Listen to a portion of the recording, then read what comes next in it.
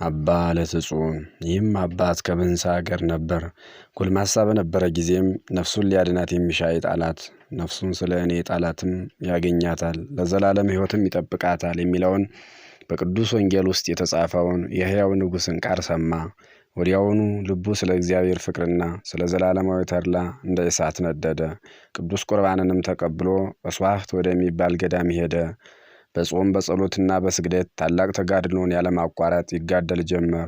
ሰባት ቀንም ይጾም ነበር። የእግዚአብሔርን መልአክ ተገለጸለትና የምንኩስና ልብስን ያለብሰው ዘንድ ወደ አባ ኤስድሮስ እንዲሄድ አዘዘው። እርሱም መልአኩ እንዳዘዘው ሄደ። አባ ኤስድሮስም በልብሱና በአስኬማው ላይ 40 ቀኖች ጸለየ። ከዚያም በኋላ ልብሱንና አስኬማውን አለበሰው። በገድል መጠመድን ጨመረ። ከዚህ በኋላ በመምህሩ ፈቃድ ወጥቶ እየተጋ እየጾመና እየተጋደለ ብቻውን ኖረ። ከእርሱም አቅራቢያ የሆነ አንድ ገዳም ነበረ። የገዳሙን መነኮሳትም ይጎበኛቸው ነበር። በአንዲት ዕለትም ወደዚያ ገዳም ሄደ። አበምኔቱም ታሞ ለሞት ደርሶ አገኘው። መነኮሳቱም በዙሪያው ሆነው ያለቅሱ ነበረ። አባ ለትጹንም የሰይጣን ሰራዊትን ከበውት ደስ ሲላቸው አያቸው። አባ ለትጹንም አባት ሆይ በአንተ ላይ የሆነው ምንድን ነው ብሎ አበምኔቱን ጠየቀው። እርሱም መነኮሳቱን ካጠገቡ እንዲርቁ አዘዛቸው። ከዚህ በኋላ ያደረገውን በደሉን ሊነግረው ጀመረ። እንዲህም አለው፣ ከኔ አስቀድሞ እንደርሱ ያለ ማንም ያልሰራው ኃጢአትን ሰርቻለሁና አባቴ ሆይ በጸሎትህ አትርሳኝ። እኔ ቅስና ለሾም ፈልጌ ባልሾሙኝ ጊዜ ወደ ሌላ አገር ሄድኩ። ኤጲስቆጶሱም ቅስና ሹሞኛል ብዬ በድፍረት በቁርባኑ ላይ የምቀድስ ሆንኩ። ለጠላሁትም በቁርባኑ መስዋዕት ውስጥ መርዝ አድርጌ እሰጠዋለሁ፣ እርሱም ይሞታል። ከእናቴም ጋር 10 ጊዜ ተኝቻለሁ። ከእኔም ጽንሳ ለመውለድ በደረሰች ጊዜ ስራ ያጠጥቼ ሕፃኑን በሆዷ ውስጥ ገደልኩት። ኃጢአቴ ብዙ ነው፣ ተነግሮ አያልቅም። ከበጎ ስራም ምንም የሰራሁት የለም። ነገር ግን በጸሎትህ አትርሳኝ፣ ከዚህ ከኃላፊው ዓለም መውጫ ይደርሷልና። ወዲያውም በክፉ አሟሟት ሞተ። ነፍሱንም አጋንንት ሲቀበሏትና በየራሱ በሆነ ስቃይ ሲያሰቃዩት አባ ለትጹን አያት። አባ ለትጹንም ልቅሶን አለቀሰ።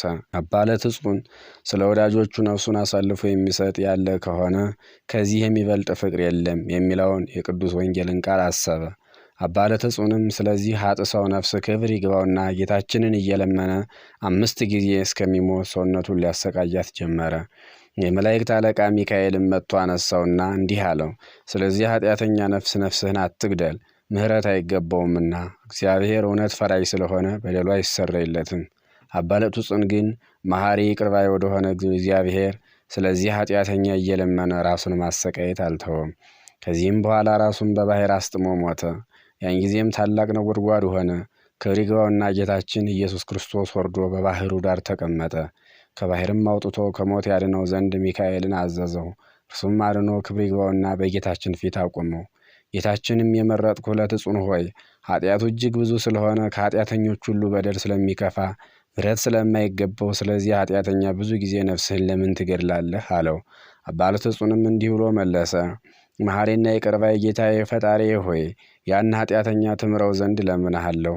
ያለዚያ ነፍሴን ከእርሱ ጋር ወደ ስቃይ ውሰዳት። ከዚህ በኋላ ጌታችን የዚያን ኃጥ ነፍስ ያመጣት ዘንድ ሚካኤልን አዘዘውና መጣት። በከበሩ እጆችም ዳሰሳት፣ እንዳልተፈጠረችም አደረጋት።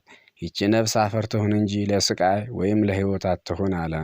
አባ ለትጹንም ስለ ይቅርታውና ቸርነቱ ገናናነት መድኃኒታችንን ፈጽሞ አመሰገነው። ከዚህ በኋላ ጌታችን አባ ለትጹንን የመረጥሁ ለትጹን ሆይ በእውነት እነግርሃለሁ፣ መታሰቢያህን ለሚያደርግ በስምህ መባ ለሚያስገባ ወይም የተራበ ለሚያበላ የተጠማ ለሚያጠጣ የተራቆተ ለሚያለብስ ወይም ገድልህን ለሚጽፍ እኔ የሁሉንም ኃጢአታቸውን ይቅር እላለሁ፣ ስማቸውንም በሕይወት መጽሐፍ እጽፋለሁ፣ በጎ ዋጋቸውንም እሰጣቸዋለሁ። ጌታችንም ይህንን ብሎ ወደ ሰማያት አረገ።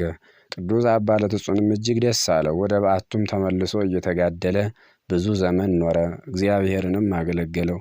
መልካም ገድሉንም ፈጽሞ በሰላም አረፈ። የዚህ አባት ረድኤት በረከት ከሁላችን ጋር ለዘላለሙ ጸንቶ ይኑር አሜን።